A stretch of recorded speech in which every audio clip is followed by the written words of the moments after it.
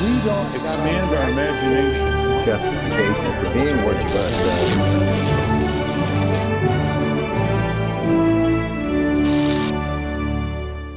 And welcome to Washington Unplugged. I'm Bill Plante.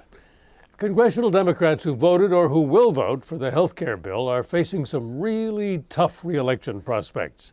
And there's some feeling on Capitol Hill that the president may have been more concerned with his own record and with 2012 than he is with what faces them this November. So the White House has now reacted by shifting some of its priorities to focus on issues that could help the president's party this November. I'm joined today by Stuart Rothenberg of the Rothenberg Report and the Washington Post's White House reporter, Scott Wilson. Gentlemen, welcome. Thank you. Let me ask you both to start with you, Stu, to tell us briefly, what issues do you think would help the congressional Democrats this fall? Well, I think, Bill, clearly the Democrats have to turn to jobs and the economy and convince the American public that they're doing things. The problem is the economy also has to get better. It's one thing for the Democrats to say we're working on the economy. It's another thing for Americans to believe that's the case. There are any number of scenarios that could happen between now and November to change the mood, a foreign policy crisis, a foreign policy success, some legislative successes where the Democrats could go to the voters and say, see, we've accomplished this, this, and this. But really it's going to come down to the economy and to the does the American public believe that Democrats are delivering on that issue? Sure. And Scott, what about bragging rights? What do the Democrats need for bragging rights? I completely agree with Stu. It's about jobs and it's about the economy and showing some improvement. What we heard, this has been a very difficult Congress for the Democrats. It's a big job. Healthcare is not popular.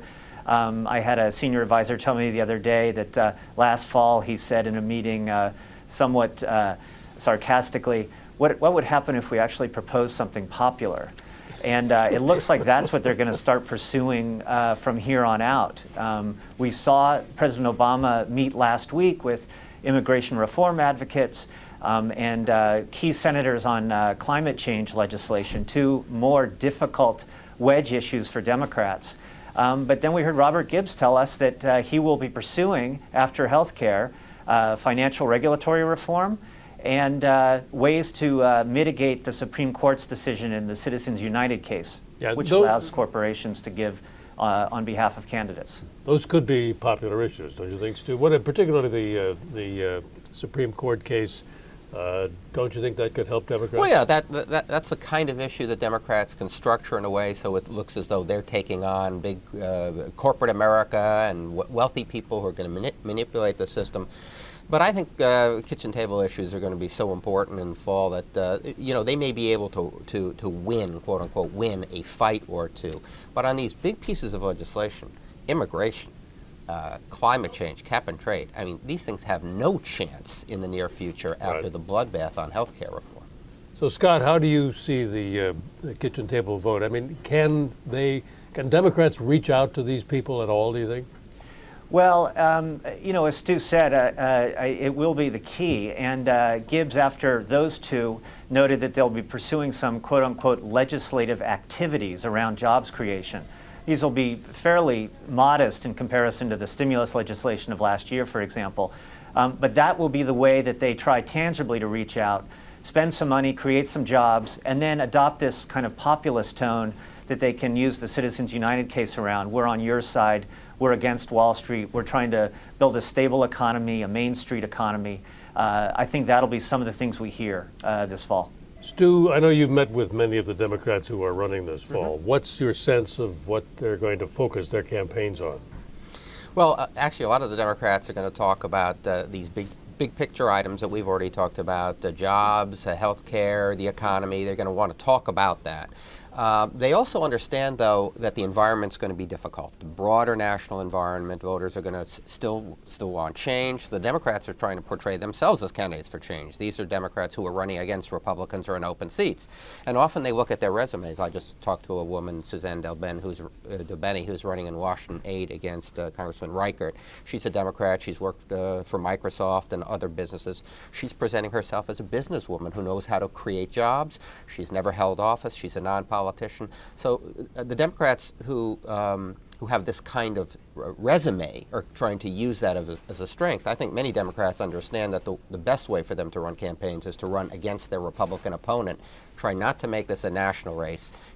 Do not concede that it's a referendum on Barack Obama or health care reform, but it's about the two candidates. That's what the Republicans tried in 2006 and 2008. It often works as a strategy, but when the national environment is difficult, it's very difficult to pull off. But in the meantime, Scott, of course, you've got health care still hanging out there for another week, probably more than that. What's your take on the possibility that the Speaker, Ms. Pelosi, would use this so-called deeming method to help the Democrats escape blame for voting for the Senate health care bill? Well, I think the possibility is high. I think that the President and the Speaker have made clear that they are going to do now what it takes to get this legislation. Process-wise, they've already said reconciliation's an option. They've had that debate. It's still going on. I think deem and pass is another one. They're hoping that voters don't care so much about process as they do about the policy, which they think is a good one. Whether or not it's going to give House Democrats cover is another question. I doubt that. Most of them have already voted for the health care reform bill, just not the Senate version that many of them don't like, partly for reasons that it doesn't go far enough, which is not the general feeling of the opposition to it in the country. Just quickly from both of you, a sense of the effect that the fringe movements like the Tea Party will have on the fall election and the number of seats the Democrats are likely to lose. Well, I think the Tea Party is helping energize Republicans. It's part of the Republican coalition. But I think this is much more about the bigger picture and jobs and the economy and what the Democrats, the hole that the Democrats have dug for themselves on health care reform. I think this is going to be a very good year for Republicans. In the Senate, it looks like right now the Republicans can pick up between 5 and 7 Senate seats, maybe even more. And in the House, we're at the 25 to 28 range. It could well go up. This situation in Washington now is getting very, very messy. It's almost unbelievable that we're at this point, given the optimism, euphoria, inevitability of health care reform back in January, February, March. Scott, you get the last word this morning. I'll leave the number estimates to Stu, which sound right to me. The Obama administration and House Democrats and Senate Democrats are hoping the Tea Party divides the Republican Party, and they don't miss an opportunity to feature races where that might happen. And any opportunity they get, Democrats will be saying, are you really ready to turn the keys back over to Republicans, reminding people of what they see as a very grim Bush administration legacy.